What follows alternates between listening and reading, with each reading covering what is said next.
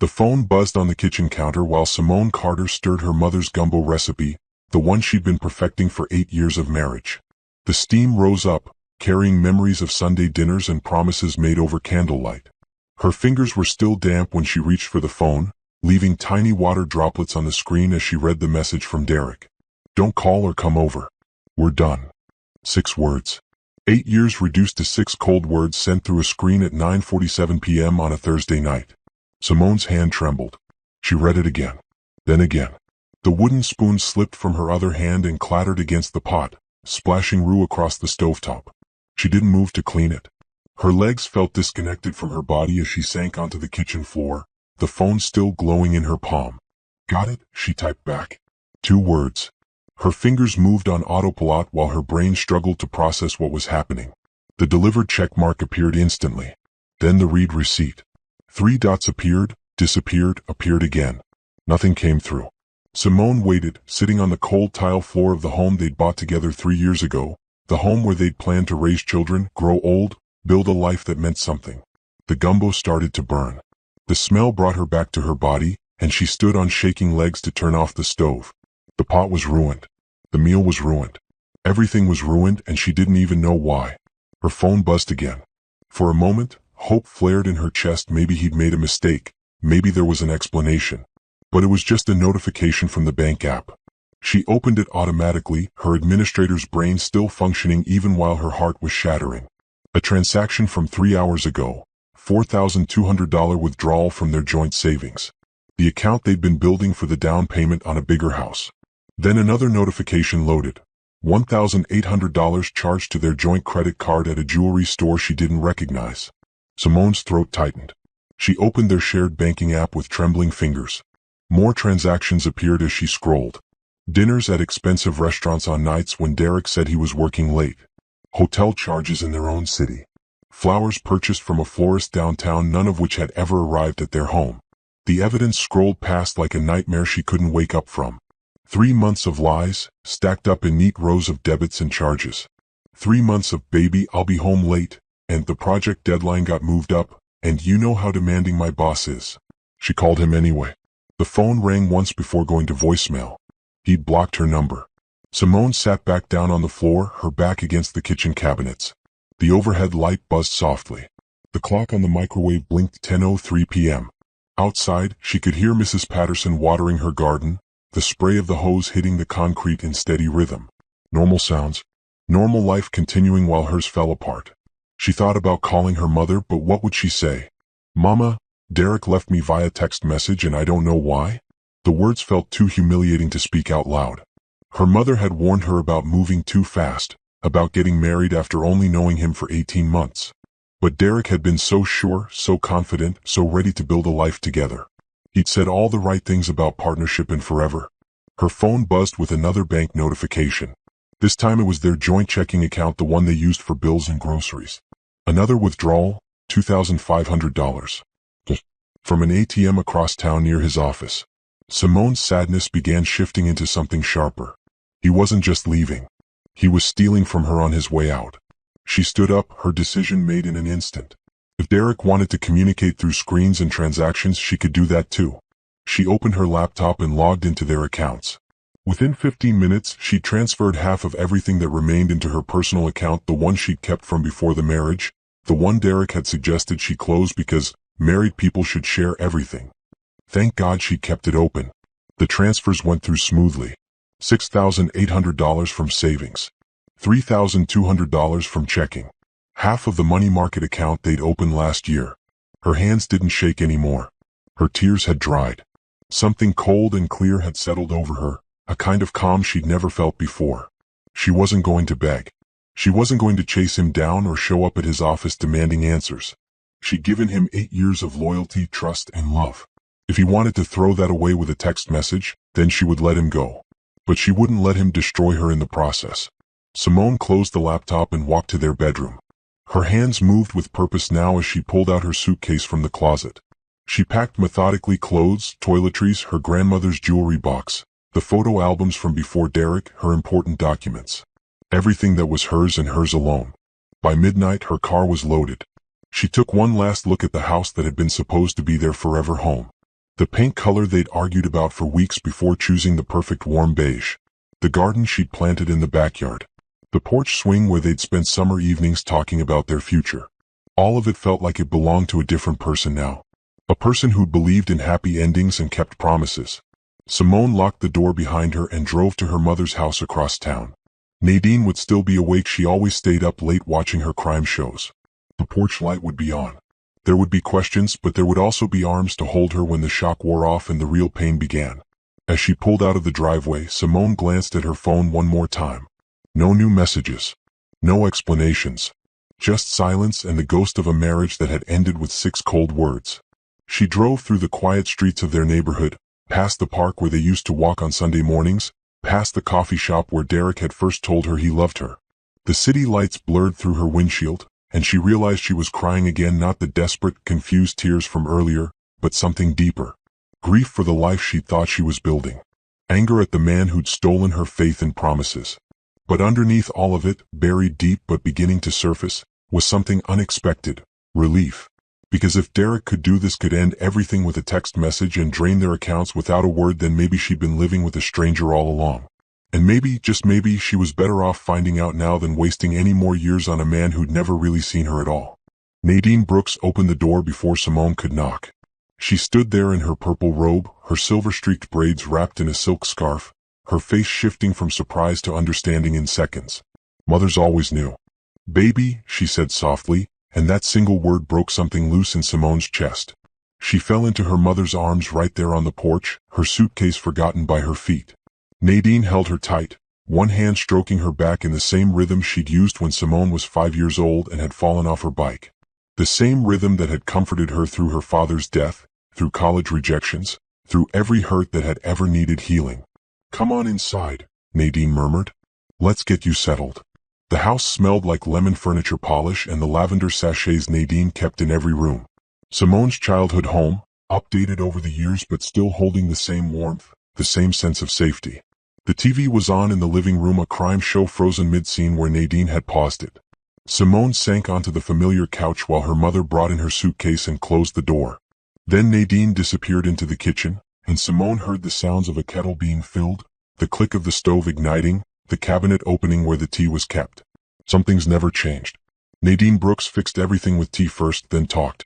When her mother returned with 2 steaming mugs, Simone finally found her voice. "He sent a text. Don't call or come over. We're done. That's all he said. 8 years, and that's all he could give me." Nadine's jaw tightened, but she didn't interrupt. She sat down next to Simone and waited, the way she always did, giving her daughter space to let it all out. "Then I saw the bank accounts.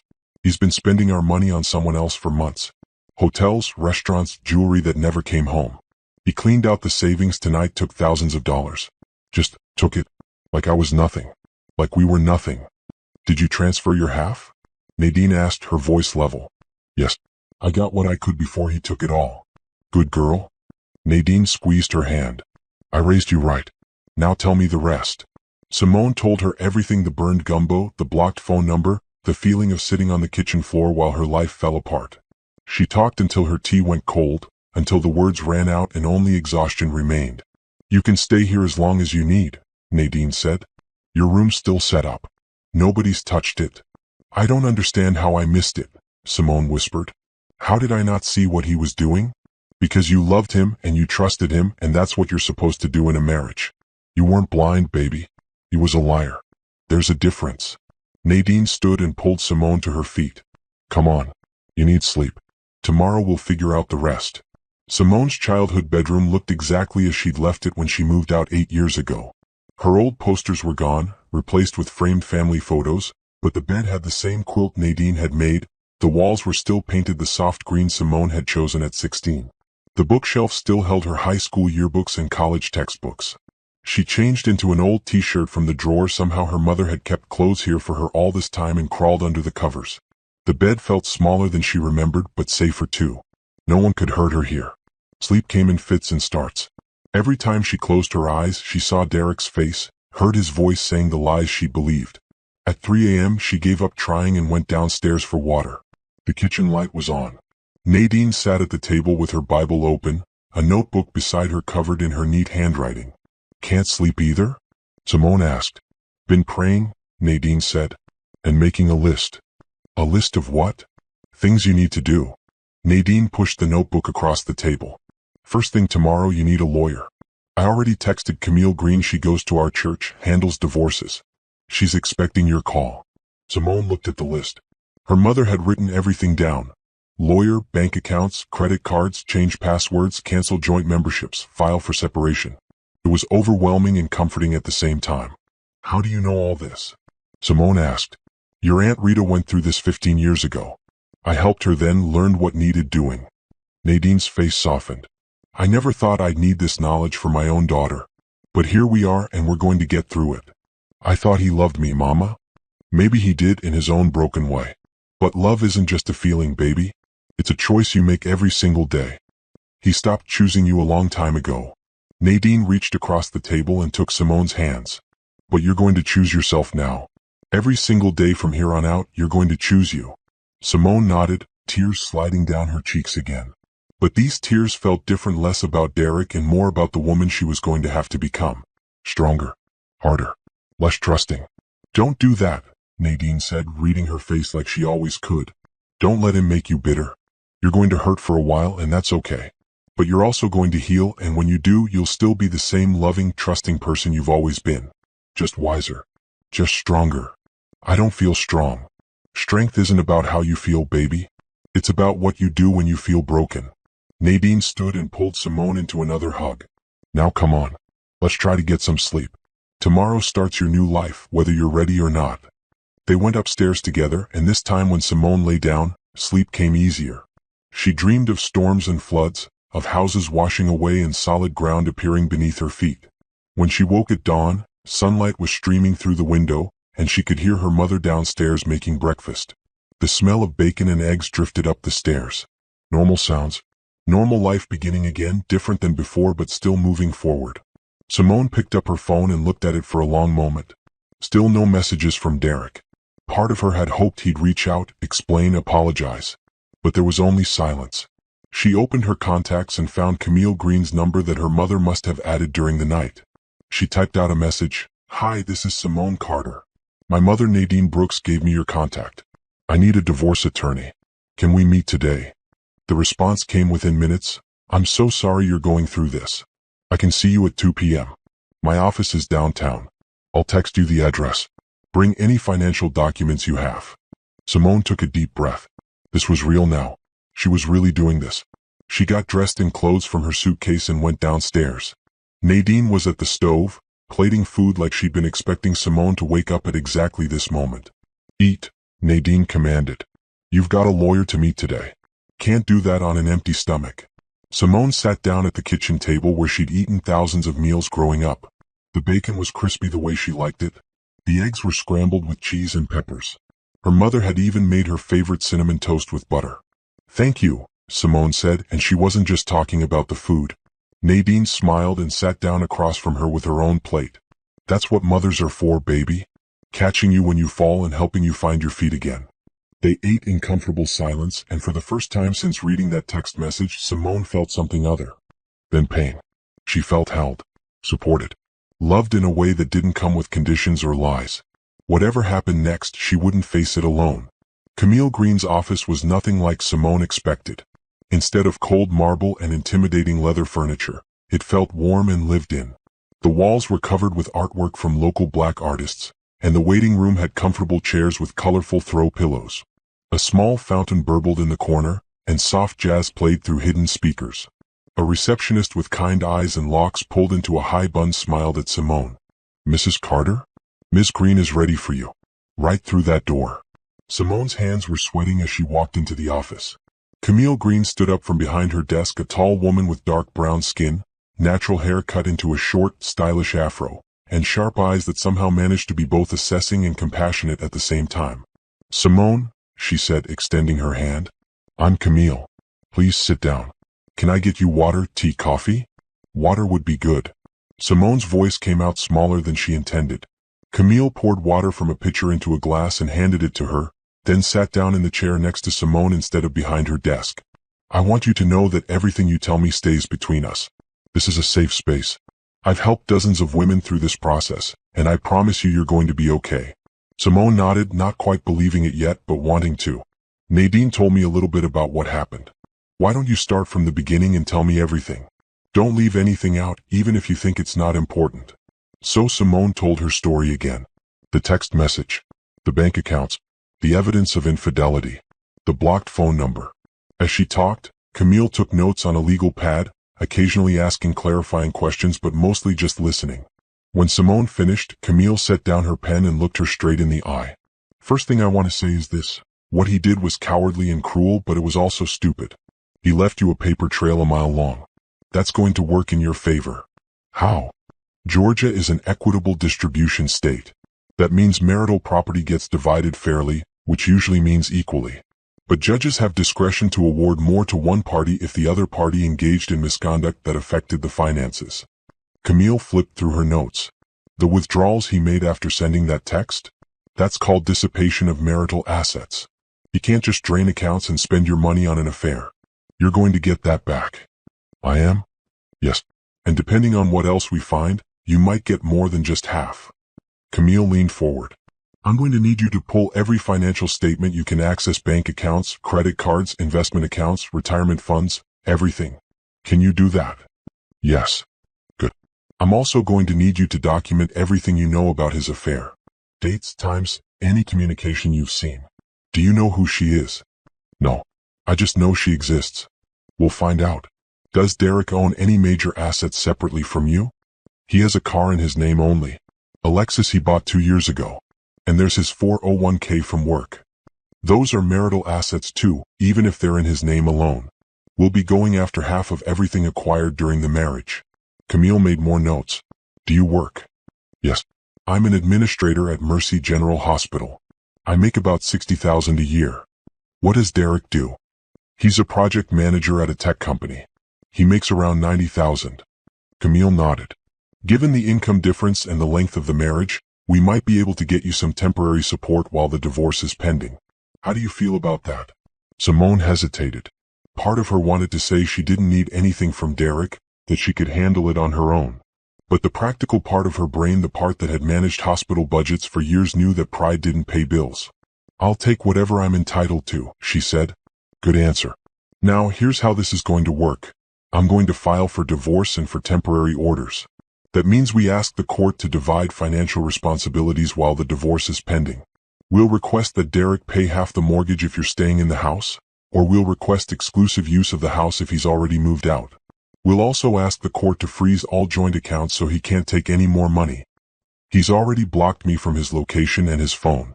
I don't even know where he's living. We'll find out during the discovery process. He'll have to disclose everything: where he's living, who he's living with, how much money he's spending, and on what. Camille's expression hardened slightly. Men like Derek think they can just walk away and start over. They forget that marriage is a legal contract, and you don't get to break contracts without consequences. For the first time in 2 days, Simone felt a spark of something like hope. She wasn't powerless. There were rules, procedures, ways to fight back that didn't require begging or crying or demanding answers that would never come. How long does this take? Simone asked. Depends. If he contests it, could be 6 months to a year. If he agrees to everything, we can have it done in as little as 31 days after he's served. Camille paused. I'll be honest with you though. Most men who leave like this don't make it easy. They feel guilty, so they get defensive. They fight for things they don't even want just to avoid admitting they were wrong. What do I do in the meantime? You live your life. You go to work. You see your friends. You take care of yourself. You don't contact him unless it's through me. And you definitely don't agree to anything without running it past me first. Camille smiled. I know this feels overwhelming right now, but I promise you we're going to get through this together. They spent another hour going over details: retainer fees, court dates, what to expect during the process. By the time Simone left the office, she had a thick folder of paperwork and a checklist of things to do. But she also had something she hadn't had when she walked in, a sense of direction. She called Nadine from the car. It's done. I hired her. She's filing the papers tomorrow. How do you feel? Simone thought about it. Scared. But also, stronger, I think. Like I'm doing something instead of just falling apart. That's my girl, Nadine said, and Simone could hear the pride in her voice. Come home. I made pot roast. Mama, it's 3 in the afternoon. And, you think pot roast has a time limit? Get home. We're going to eat and then we're going to talk about what comes next. Simone drove back to her mother's house through afternoon traffic, and for the first time since reading Derek's text, she didn't cry. Instead, she thought about the future. Camille had described a future where she got what she was owed, where Derek had to face the consequences of his choices, where she walked away with her dignity intact. When she pulled into Nadine's driveway, her mother was on the porch waiting for her. And standing next to Nadine was Rhonda Patterson, Simone's best friend from work, holding a bottle of wine and wearing an expression that said she'd heard everything and was ready to fight. Surprise, Rhonda said. Your mama called me. Hope that's okay. Simone felt tears prick her eyes again, but these were different. These were grateful tears. Because Derek had taken a lot from her, but he hadn't taken this: her people, her village, the women who showed up without being asked. It's perfect, Simone said, and meant it. Rhonda Patterson had known Simone for 6 years, since the day Simone started working at Mercy General Hospital, and Rhonda had been assigned to train her. They'd bonded over terrible cafeteria coffee and a shared love of crime podcasts. And somewhere along the way, they'd become the kind of friends who didn't need explanations.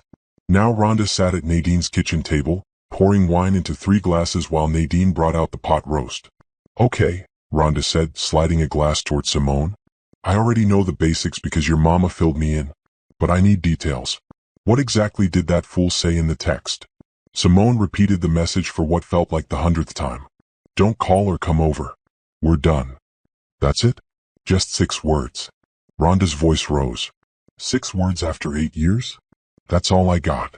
Rhonda took a long drink of wine. I never liked him. Rhonda, Nadine warned. What? I'm being honest. He always seemed like he was performing being a husband instead of actually being one. You know what I mean? Like he'd read about what husbands are supposed to do and was just checking boxes. Simone thought about that. Derek had been attentive in obvious ways: flowers on anniversaries, public declarations on social media, expensive gifts on birthdays. But when it came to the everyday stuff, the small moments that actually built a life together, he'd been distant. How many nights had she eaten dinner alone while he worked late? How many times had she suggested they go to therapy and he'd said they were fine? You might be right, Simone admitted. Of course I'm right. I'm always right. Rhonda turned to Nadine. Mrs. Brooks, this pot roast is incredible. Will you adopt me? Nadine laughed. You're already like a daughter to me. Both of you are. They ate and talked, and slowly Simone felt herself relaxing. This was what she'd needed: not pity or careful tiptoeing around her pain, but Rhonda's blunt honesty and her mother's steady presence. They didn't treat her like she was broken. They treated her like she was going to survive this, and that made it feel possible. So what's the plan? Rhonda asked, pouring herself more wine. Are you staying here? For now, Simone said. I need to figure out what to do about the house. Camille said we'd address it in the temporary orders. What about work? Are you taking time off? I can't afford to. I need the money now more than ever. Girl, you're the administrator. You could take a few days if you needed to. I don't want to, Simone said, and realized she meant it. I don't want to sit here and think about Derek all day. I need to stay busy. Okay, but promise me you'll tell me if you need anything. And I mean anything: someone to sit with you during lunch, someone to cover a meeting if you need to cry in your car, someone to slash Derek's tires. Rhonda. I'm kidding. Mostly. Rhonda grinned. But seriously, Simone, you don't have to do this alone. I've got your back. We all do, Nadine added. This is just the beginning.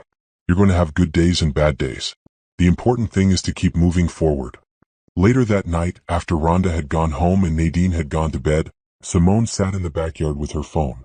She'd been avoiding social media since the text, afraid of what she might see, but curiosity finally got the better of her.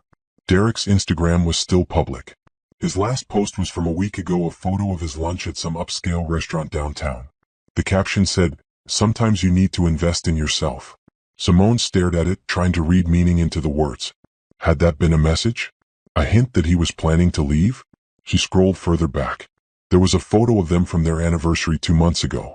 Derek had his arm around her, both of them smiling.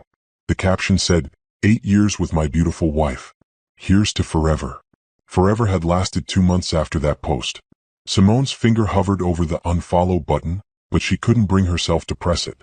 Not yet. Some part of her still wanted to understand, still hoped for an explanation that would make this make sense. Her phone buzzed with a text from an unknown number. Hey, it's Camille. I know I said you wouldn't hear from me until tomorrow, but I wanted you to know I've already started pulling together the divorce petition. I'm including a request for exclusive use of the marital home. If Derek's not living there, you shouldn't have to leave. Just wanted to give you a heads up. Try to get some rest tonight. Simone typed back, thank you. For everything. That's what I'm here for. You're going to get through this. Simone put her phone away and looked up at the stars. The night was clear, and she could see more of them here at her mother's house than she ever could in her neighborhood closer to the city. When she was a little girl, her father used to bring her out here and teach her the constellations. He died when she was 12, and for years afterward, she'd come out here to feel close to him. I could use your advice right now, Daddy, she whispered to the sky. The stars didn't answer, but the memory of her father's voice came to her anyway. Baby girl, you're stronger than you know. You've got your mama's backbone and my heart. That's a powerful combination. Maybe it was. Maybe she was strong enough to get through this. But sitting there under the stars, still wearing the wedding ring she hadn't been able to take off yet, Simone allowed herself to feel the full weight of her grief. She cried for the marriage she'd believed in, for the future that would never happen, for the version of herself who'd woken up yesterday morning still believing she was loved. Tomorrow she would be strong. Tonight she would mourn. 3 days later, Simone was at her mother's house sorting through financial documents when headlights swept across the living room. She glanced out the window and froze. Derek's car was pulling into the driveway. Mama? Simone called out, her heart hammering. Nadine appeared from the kitchen, took one look at Simone's face and strode to the window. That fool. I knew he'd try something. Derek was getting out of his car, and even from inside the house, Simone could see the tension in his shoulders. He looked tired, his usual careful grooming replaced with stubble and wrinkled clothes. Good, she thought with a spike of satisfaction. Let him hurt too. Don't answer the door, Nadine said. He doesn't get to show up here demanding anything. But Derek didn't knock. Instead, he stood on the driveway staring at the house, his hands shoved in his pockets. Then he pulled out his phone. Simone's phone rang. She looked at the screen. He's calling from a different number. Don't answer it. Simone didn't. The call went to voicemail. Seconds later, a text came through. Simone, please. I need to talk to you. I can see your car. I know you're in there. The audacity, Nadine muttered. After what he did, he thinks he can just show up. Another text. I'm not leaving until you talk to me. I'll wait all night if I have to. Simone's hand shook. Part of her wanted answers so badly she could taste it. But Camille's words echoed in her head. Don't contact him unless it's through me. She texted Camille. Derek's outside my mother's house. Says he needs to talk. What do I do? The response came within seconds. Do not talk to him. Take photos of him on the property. Document everything. If he doesn't leave in 10 minutes, call the police. I'll file for a protective order tomorrow. Simone screenshot the text Derek had sent and took photos of his car in the driveway. Her hands were steadier now. Having a plan, having action steps, made her feel less helpless. Another text from Derek. I know I hurt you. I know I handled this wrong. Just give me 5 minutes to explain. Nadine looked at Simone. What do you want to do, baby? Simone thought about it. She thought about Camille's advice. She thought about the 8 years she'd given him and the 6 words he'd given her back. She thought about the money he'd stolen and the blocked phone number and the way he'd discarded her like she was nothing. She opened the front door and stepped onto the porch. Nadine was right behind her. Derek straightened up when he saw her. Simone, thank God. I've been trying to reach. You have 2 minutes, Simone cut him off. Say what you came to say. He moved toward the porch, but Nadine stepped forward. You can say it from right there. Derek stopped, looking between them. Can we talk privately? No. Simone, please. You have 90 seconds now. He ran his hand through his hair, that same gesture he'd always done when he was frustrated. I made a mistake. I panicked. I've been feeling overwhelmed and I didn't know how to talk to you about it, so I ran. You ran to another woman's bed and our bank account, Simone said flatly. It wasn't like that. The bank statements say otherwise. The hotel charges say otherwise. The jewelry you bought that I never saw says otherwise. Derek's face flushed. I was going to explain all of that. I just needed time to figure things out. You had 8 years to figure things out. You had every night I came home and asked how your day was. You had every Sunday morning when I asked if we could go to therapy. You had 1,000 chances to talk to me. Simone's voice stayed level, cold. You chose a text message instead. I know, and I'm sorry. I'm so sorry. I wasn't thinking straight. You were thinking clearly enough to empty our accounts. You were thinking clearly enough to block my number. You were thinking clearly enough to spend months lying to my face. Simone crossed her arms. Your 2 minutes are up. Leave. Simone, wait. Leave, Nadine said, her voice hard as stone. Or I call the police. Your choice. Derek looked at Simone, something desperate in his eyes. I still love you. I know I messed up, but we can fix this. We can go to therapy, we can. You don't love me, Simone said, and the words felt true as she spoke them. You love the idea of me. You love having someone at home while you do whatever you want. You love the appearance of being married. But you don't love me. If you did, you couldn't have done what you did. That's not fair. Fair? Simone laughed, but there was no humor in it. You want to talk about fair? You're going to find out about fair when my lawyer gets done with you. Every penny you stole, every lie you told, it's all going to come out in court. And then we'll see who thinks what's fair. Derek's expression shifted then, the desperation replaced with something harder. I came here to apologize and try to work things out. Don't threaten me. That wasn't a threat. It was a promise. Now get off my mother's property before I call the police and file for a restraining order. They stared at each other across the driveway. 8 years of marriage reduced to two strangers locked in a battle neither of them wanted, but only one of them had started. Finally, Derek got back in his car. But before he drove away, he rolled down his window. You're going to regret this, Simone. When you're alone and you realize what you threw away. The only thing I'm throwing away is a man who wasn't worth keeping. Simone turned her back on him and walked into the house. Nadine followed, closing and locking the door behind them. Inside, Simone's legs gave out. She sank onto the couch, her whole body shaking with adrenaline. Did that really just happen? It did. And you handled it perfectly. Nadine sat beside her and pulled her close. I'm so proud of you, baby. You didn't let him manipulate you or make you feel guilty. You stood your ground. I wanted to hear his explanation, Simone admitted. Part of me still wants to understand why. Some questions don't have good answers. And even if he tried to explain, would it change anything? Simone thought about that. No explanation would make the text message okay. No reason would justify the stolen money or the months of lies. Derek's why didn't matter. What mattered was her what next.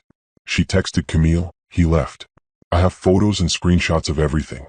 I didn't say anything except to tell him to leave. Perfect. I'm filing for a protective order first thing in the morning. He doesn't get to show up and harass you. See you tomorrow at 9 a.m. to go over everything. Simone looked at her mother. This is really happening. We're really getting divorced. Yes, you are. And on the other side of this, you're going to be free. Truly free. Free to build a life with someone who actually deserves you. Or free to build a life just for yourself. Either way, free. Freedom. The word felt strange and terrifying and exhilarating all at once. For 8 years, she'd been half of Derek and Simone. Now she was going to have to figure out who Simone was on her own. But sitting there in her mother's living room, still shaking but no longer crying, Simone realized something important. She was already starting to find out. A week later, Simone was back at work trying to focus on budget reports when Rhonda appeared in her office doorway looking like she'd seen a ghost. You need to come with me right now, Rhonda said. I'm in the middle of... Right now, Simone. Something in Rhonda's voice made Simone stand up. She followed her friend out of the hospital and across the street to the coffee shop where they usually grabbed their afternoon caffeine fix. Rhonda stopped outside and turned to face her. Okay, before we go in, I need you to stay calm. I need you to remember that you're strong and you're going to be fine. Rhonda, you're scaring me. What's going on? She's in there. Who? The woman Derek was cheating with. I recognize her from a photo she posted that he liked. I've been stalking his social media because I'm a good friend like that. She's sitting in the back corner, and Simone, she looks like she wants to talk to you. Simone's heart started pounding. How do you know she wants to talk to me? Because she's been sitting there for an hour, and when I walked past, she asked me if I worked with you. She knew your name. She knows where you work. Rhonda grabbed Simone's hands. You don't have to talk to her. We can turn around right now and go back. But I thought you should know she's there. Simone took a deep breath. Part of her wanted to run. But another part, the part that had stood up to Derek on her mother's porch, wanted answers. Wanted to look this woman in the face and see who had been worth destroying a marriage for. I'm going in, Simone said. I'm coming with you. They walked into the coffee shop together, and Simone spotted her immediately. She was sitting in the back corner like Rhonda said, A young woman mid-20s maybe with her hair in neat braids and her hands wrapped around a coffee cup like it was keeping her grounded. When she saw Simone, she stood up, her expression nervous and guilty and determined all at once. "Simone?" she asked. "That's me. I'm Tasha. Tasha Miller. I'm the one who was seeing Derek." Rhonda made a noise like she wanted to say something, but Simone held up her hand. "Why are you here, Tasha?" "Because he lied to me too. And I thought you should know the truth." Simone and Rhonda sat down across from her. Up close, Tasha looked even younger, and there were dark circles under her eyes like she hadn't been sleeping well. "Talk," Simone said. Tasha took a shaky breath. "I met Derek 6 months ago at a work conference. He told me he was separated, that his divorce was almost final. He said you two had grown apart and were just waiting for the paperwork to go through. He showed me pictures of his apartment. I thought he lived alone." She laughed bitterly. "I'm so stupid." "You're not the stupid one," Rhonda muttered. "I believed him completely. We started seeing each other and he was so charming and so attentive. He'd text me good morning every day, buy me gifts, take me to nice restaurants. He made me feel special." Tasha's eyes filled with tears. "Then last week his phone rang while we were together. He said it was a work call, but I heard a woman's voice when he answered, a woman who sounded angry. After he hung up, he looked panicked. That's when I started putting things together." "What did you do?" Simone asked. "I looked him up online. Found your wedding photos. Found your anniversary posts. Found out that you two were very much married and there was no separation, no divorce pending. Nothing he told me was true." Tasha wiped her eyes. "I confronted him and he admitted he'd lied. Said he was planning to leave you but hadn't gotten around to it yet. Like you were an errand he kept forgetting to run." Simone felt sick. All those nights Derek said he was working late, all those weekend conferences he had to attend, he'd been building a whole separate life with this girl who'd been as deceived as she was. "I'm sorry," Tasha said. "I know that doesn't fix anything or make it better. But I am so sorry. If I had known he was still married, if I had known you didn't know." "It's not your fault," Simone heard herself say. "He lied to both of us. I broke it off with him immediately. Told him I never wanted to see him again. And Tasha's voice broke. He got angry. Said I was overreacting, that marriages end all the time, that I was being naive. Like I was the problem for having standards." "What an absolute piece of garbage," Rhonda said. "There's something else," Tasha said. "Something I think you need to know." Simone braced herself. "What?" "The jewelry he bought. The expensive stuff on your credit cards. It wasn't all for me. There's another woman. Someone he met online. I found messages on his phone before I ended things. He was seeing both of us at the same time." The coffee shop seemed to tilt. Simone grabbed the edge of the table to steady herself. "Are you okay?" Rhonda asked, her hand on Simone's back. "There were two," Simone managed to say. "At least two. Maybe more. I don't know." Tasha pulled a USB drive from her purse. "I screenshotted everything I found before I deleted his number. His messages, his dating app profiles, everything. I thought you might need it for your divorce. I know I was part of the problem even if I didn't know it, but I want to help make it right." Simone took the USB drive with numb fingers. "Why would you do this for me?" "Because he destroyed your life and he destroyed mine too. Because women need to look out for each other instead of tearing each other down. Because it's the right thing to do."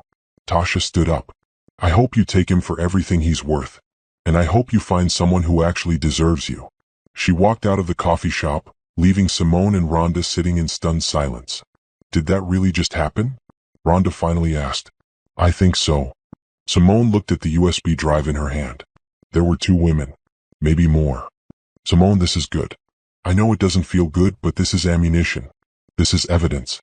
This is exactly what Camille needs to bury him in court." Simone nodded slowly. Rhonda was right. But all she could think about was how thoroughly Derek had betrayed her. It wasn't just one affair, one mistake, one moment of weakness. It was a pattern. A lifestyle. A complete double life he'd been living while coming home to her every night and kissing her like she was the only one. "I need to call Camille," Simone said. "Right now. Right now." They went back to Simone's office and she called Camille from her desk. She explained what had happened, about Tasha and the USB drive and the evidence of multiple affairs. "Simone, this is exactly what we needed," Camille said. "Can you bring me that drive today?" "I'll come right after work." "Perfect. And Simone, I know this hurts. I know it feels like it keeps getting worse. But I promise you, every piece of evidence we have makes your case stronger." "He's done." Completely done. After she hung up, Simone sat at her desk holding the USB drive. Part of her wanted to plug it in and see everything, read every message, torture herself with the details. But another part, the stronger part, knew that she didn't need to see it. She already knew enough. Derek hadn't just betrayed her. He'd built an entire secret life. And now that life was going to cost him everything. "You okay?" Rhonda asked gently. "No. But I will be." Simone put the USB drive in her purse. "I have to be." 2 weeks later, Simone sat in a therapist's office at her mother's insistence. Dr. Beverly Chin, the same therapist who'd helped Nadine through grief after Simone's father died, had gentle eyes and a calm presence that immediately put Simone at ease. "Your mother is worried about you," Dr. Chin said. "She says you're handling everything perfectly on the outside, but she's not sure what's happening on the inside." "I'm fine," Simone said automatically. "Are you?" The question hung in the air. Simone looked at her hand. She'd finally taken off her wedding ring last week, and the tan line was already starting to fade. Everything was fading. The marriage felt like it had happened to someone else, some naive woman who didn't know what Simone knew now. "I don't know," Simone admitted. "Sometimes I'm angry. Like furious. I want to scream and break things and make him hurt the way he hurt me. Other times I just feel empty. Like someone scooped out my insides and left a shell. Those are both normal reactions to betrayal and loss. I don't feel like I've lost anything. That's the weird part. I keep waiting to miss him, to wish he'd come back, but I don't. I just feel relieved that I know the truth now." Relief is normal too. You're grieving the relationship you thought you had, not the reality of what it was. Simone thought about that. "He wasn't who I thought he was. And I hate that I didn't see it." "Simone, I want you to hear this. You didn't miss signs. You trusted your husband the way you're supposed to trust someone you're married to. That's not naivety. That's how healthy relationships work. He's the one who broke the trust, not you for having it. Everyone keeps saying that. But I still feel stupid. You're allowed to feel however you feel. There's no right way to process this." Dr. Chin leaned forward. "Tell me about your support system. Who are you leaning on?" "My mother. My friend Rhonda from work. My lawyer." Simone paused. "My cousin Isaiah has been helping me set up some financial stuff too." "That's good. You're not isolating. What about your daily routine? Are you eating? Sleeping?" "Eating, yes. Mama won't let me skip meals. Sleeping is harder. I keep replaying everything, trying to figure out when it started to go wrong. That's going to keep you stuck in the past. What I'd like to work on with you is accepting that you may never know exactly when or why things changed. Some questions don't have satisfying answers." They talked for an hour about coping strategies, about processing grief, about building a new identity that wasn't tied to being someone's wife. Dr. Chin gave her homework. Write down 3 things she was looking forward to each day, no matter how small. "I don't know if I'm looking forward to anything," Simone said. "Then we'll start there. Find small things. A good cup of coffee. A sunny day. A new episode of a show you like. Build from there." When Simone left the office, she felt wrung out but lighter somehow. Like she'd been carrying around thoughts she didn't know how to organize, and Dr. Chin had helped her sort them into boxes she could manage.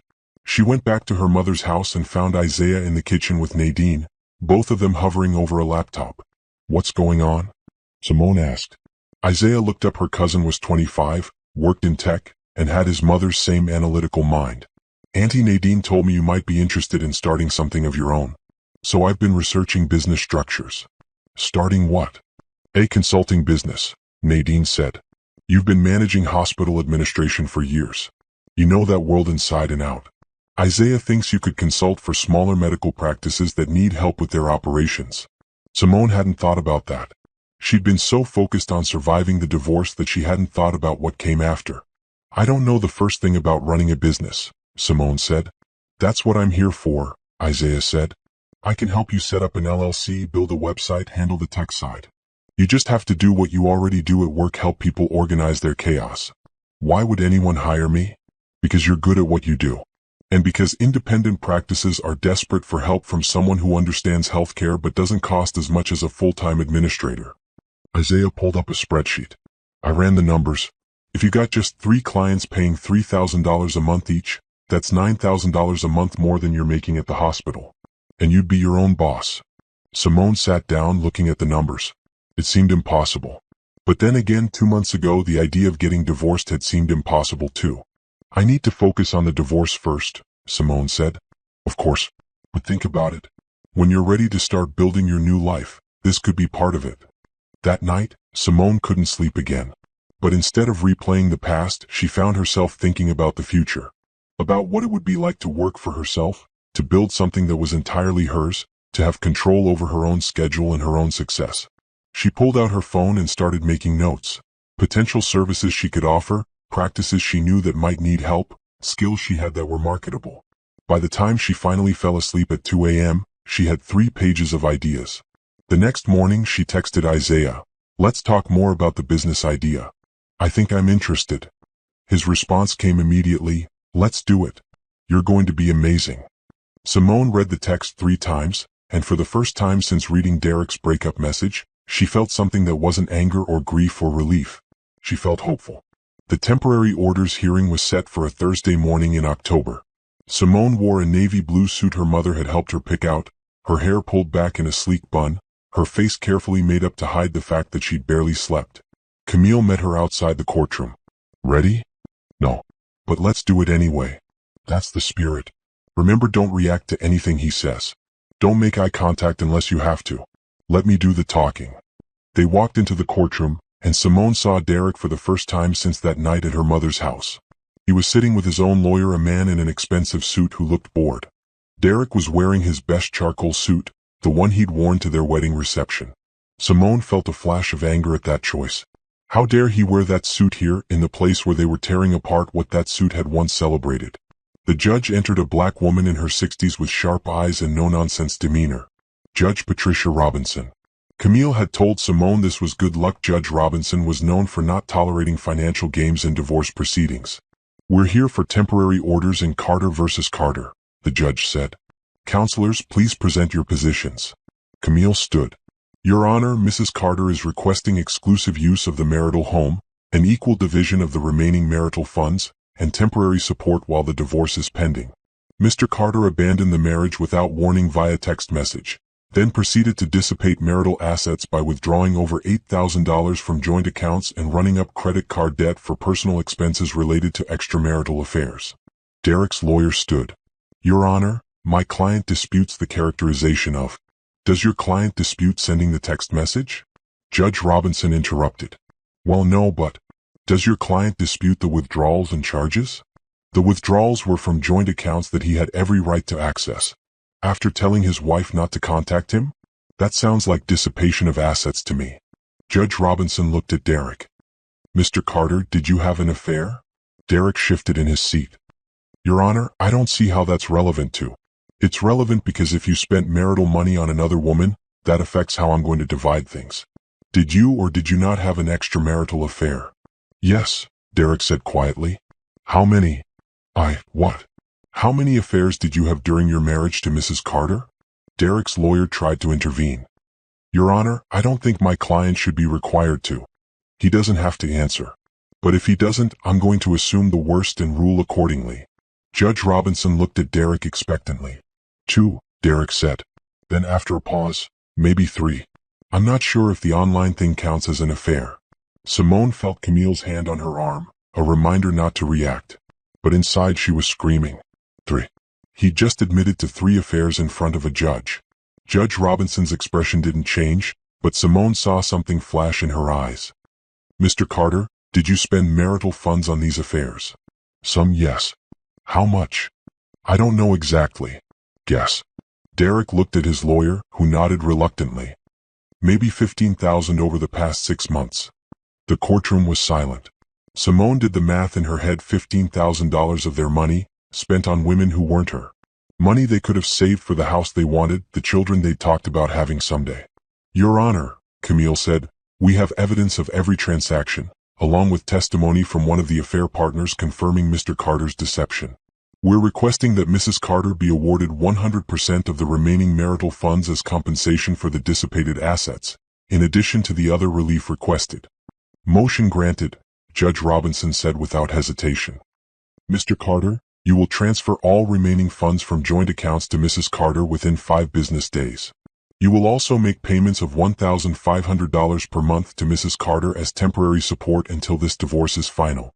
Mrs. Carter has exclusive use of the marital home. You are not to enter the property without her written permission. Are we clear?" Your Honor, that's excessive, Derek's lawyer started. What's excessive is spending $15,000 of marital money on affairs and then having the audacity to ask for half of what's left. My ruling stands. If Mr. Carter wants to contest this, he can do so at the final hearing. But I warn you both, if the evidence supports what Mrs. Carter is alleging, Mr. Carter is going to walk away from this marriage with a lot less than half. The judge banged her gavel and it was over. Outside the courtroom, Simone finally let herself breathe. Did that really just happen? It did. And it was beautiful. Camille grinned.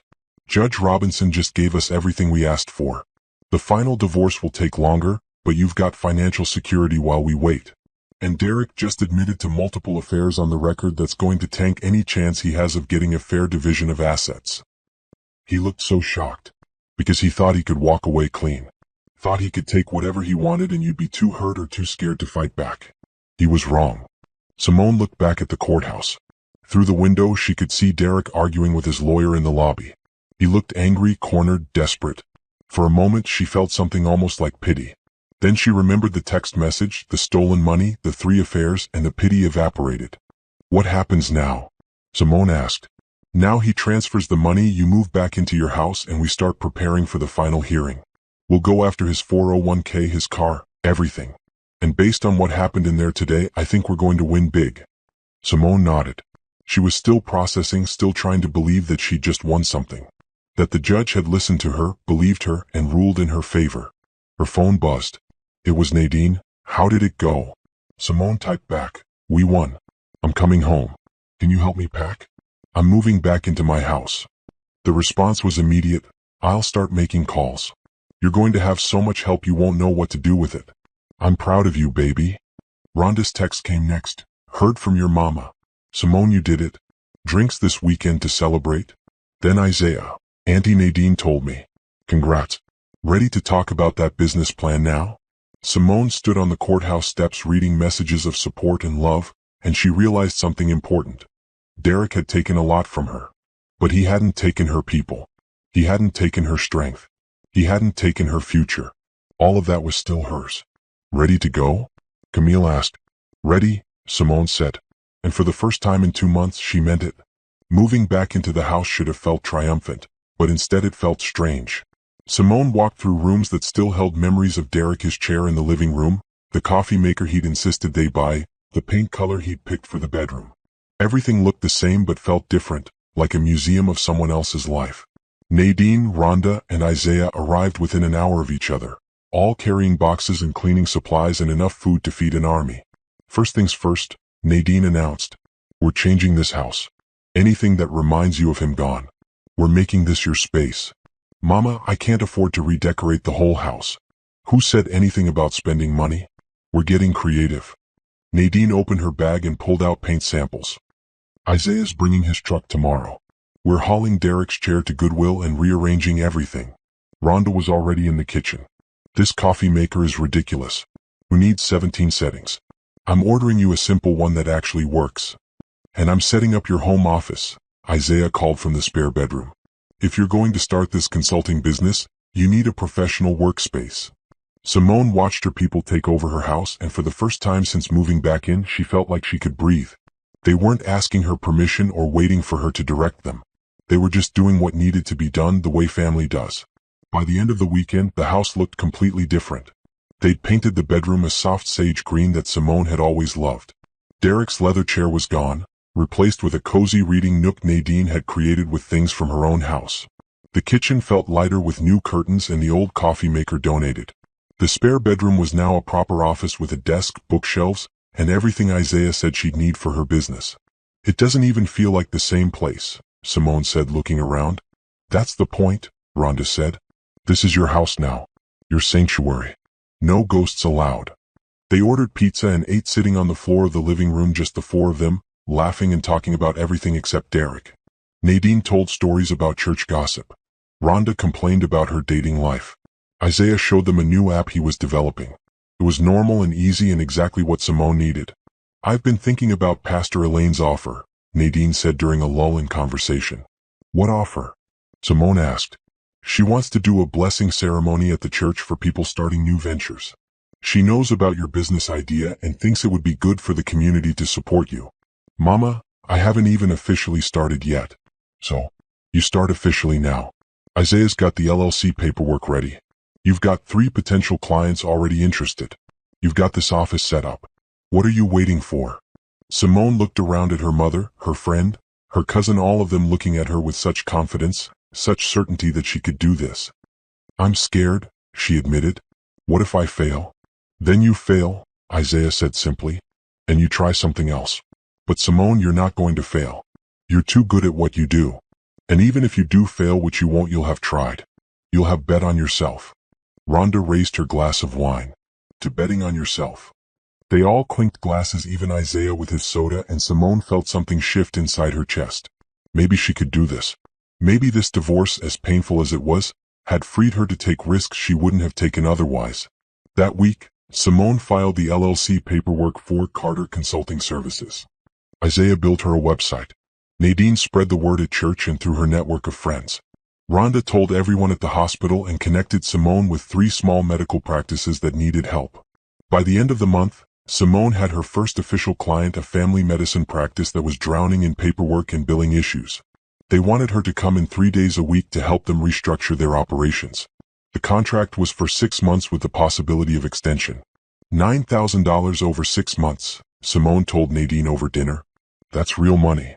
That's just the beginning, Nadine said. You watch. By this time next year, you'll have more clients than you can handle. The blessing ceremony at church was small but meaningful. Pastor Elaine Foster, a woman in her mid-50s with kind eyes and a commanding presence, called Simone to the front of the sanctuary. Simone Carter is starting a new chapter in her life, Pastor Elaine said to the gathered congregation. She's building something from the ground up, betting on her own talents and trusting in God's provision. We're here to lift her up in prayer and remind her that she doesn't walk this path alone. The church members laid hands on Simone, Nadine, Rhonda, Isaiah, and dozens of others who'd watched her grow up in this community.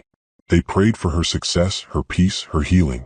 They prayed that the business would flourish and that Simone would find joy in this new beginning. Grace Thompson, a church elder in her 70s, spoke up from the back. Baby girl, I've known you since you were in diapers. I watched you grow into a strong, faithful woman. What that man did to you was wrong, but it doesn't define you. This right here, this courage to start over, that defines you. Simone cried through the whole ceremony, but these were different tears. Not grief tears or anger tears, but something clean and healing. Like she was washing away the past and making room for whatever came next. After the ceremony, people gathered around her with advice and encouragement. Grace pulled her aside. My granddaughter runs a small dental practice. She needs help with her administrative systems. Can I give her your number? Yes, please. You're going to do great things, Grace said, squeezing her hand. I'm proud to know you. That night, Simone sat in her newly decorated bedroom and opened her journal, something Dr. Chen had suggested she start keeping. She wrote down 3 things she was grateful for. My mother, who catches me every time I fall. My friends, who showed me I'm not alone. Myself, for having the courage to start over. She added a 4th thing, surprising herself. Derek's text message, because it freed me to build a life that's actually mine. Simone closed the journal and turned off the light. Tomorrow she would start her first day as a consultant. Tomorrow she would wake up in her own house, in her own bed, living her own life. She couldn't wait. The final divorce hearing took place on a Thursday morning in April, 6 months after Derek had sent that text message. Simone walked into the courtroom wearing a cream-colored suit she'd bought with money from her consulting business, a business that now had 6 regular clients and more requests coming in every week. Judge Robinson presided again. Derek's lawyer had tried to argue for a more equal distribution of assets, but the evidence was overwhelming. The bank statements, the testimony from Tasha, the messages and photos Isaiah had helped Camille organize into a devastating presentation. The judge's ruling was swift. Simone got the house, half of Derek's retirement account, half the value of his car, and full repayment of the $15,000 he'd spent on affairs. Derek got to keep his clothes and his guilt. Mr. Carter, Judge Robinson said, I've been doing this for 23 years and I rarely see cases this clear-cut. You betrayed your wife, stole from your marriage, and thought you could walk away without consequences. Consider yourself lucky that all you're losing is money and property. Mrs. Carter is losing 8 years of her life that she can't get back. My only regret is that I can't order you to pay for that. The gavel came down. Just like that, Simone wasn't married anymore. Outside the courthouse, Camille hugged her. You did it. You're officially free. I don't know what I feel.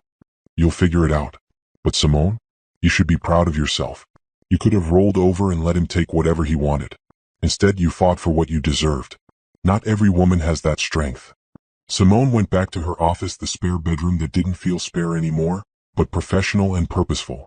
She had client meetings scheduled for the afternoon, invoices to send, a business to run. She had a life that was entirely her own, built from scratch in the ruins of what Derek had destroyed. Her phone rang. Nadine. How did it go? It's done. I'm divorced. How do you feel? Like I can breathe all the way down to my toes. Nadine laughed. That's my girl. Rhonda and I are bringing dinner. We're celebrating. Mama, you don't have to. Hush. Let us celebrate you. That evening, Simone's house filled with the people who'd carried her through the darkest months of her life. Nadine brought her famous fried chicken. Rhonda brought wine and flowers. Isaiah brought his girlfriend and a bottle of champagne. Pastor Elaine and Grace stopped by with a card signed by the whole church congregation. To Simone, Rhonda said, raising her glass, who turned the worst thing that ever happened to her into the best thing that ever happened to her. I'm not sure I'd go that far, Simone said. Girl, 6 months ago you were crying on your mama's couch. Now look at you, successful business owner, independent woman, living her best life. If that's not a glow up, I don't know what is. They ate and talked and laughed, and Simone realized she couldn't remember the last time she'd thought about Derek. Not with anger or grief or even curiosity. He'd become a character in someone else's story, someone she used to know but didn't anymore. After everyone left, Simone sat on her porch with a cup of tea, looking at the garden she'd planted last month. Tomatoes and peppers and herbs, things she'd wanted to grow for years but Derek had said were too much work. Now they were thriving, green and alive in hers. Her phone buzzed with an email from a new potential client, a pediatric practice that had heard about her work and wanted to discuss restructuring their billing department. She saved it to read tomorrow. Tonight was for sitting still and being grateful. The next morning, Simone woke up early and went for a run, something she'd started doing after Dr. Chen suggested exercise for stress relief. The sun was just coming up, painting the sky in shades of pink and orange. She ran past the park where she and Derek used to walk, past the coffee shop where Tasha had given her the evidence that changed everything, past her mother's house with the porch lights still on. She ran and ran until her legs burned and her lungs ached and she felt strong and alive and completely, wonderfully free. When she got home, she showered and dressed for her day. She had 3 client meetings scheduled, a consultation call with a new prospect, and dinner plans with Rhonda. Her calendar was full of things she'd chosen, work she loved, people who appreciated her. Before she left for her first meeting, Simone did something she'd been putting off for months. She opened her phone and pulled up Derek's number, still saved in her contacts, still attached to years of memories. She hovered her finger over the delete button for a long moment. Then she pressed it. The number disappeared. No dramatic music, no sense of closure. Just empty space where something used to be. Simone smiled and put her phone away. She grabbed her work bag, locked her door, and walked to her car. The morning was beautiful, her business was thriving, and somewhere in the distance, her future was waiting. She'd sent Derek a text 6 months ago that said, "Got it." 2 words that had terrified her at the time because they meant agreeing to an ending she hadn't seen coming. But now, driving to her meeting with the sun on her face and possibilities spreading out before her like an open road, Simone realized something. Those 2 words hadn't been an ending at all. They'd been the beginning of everything.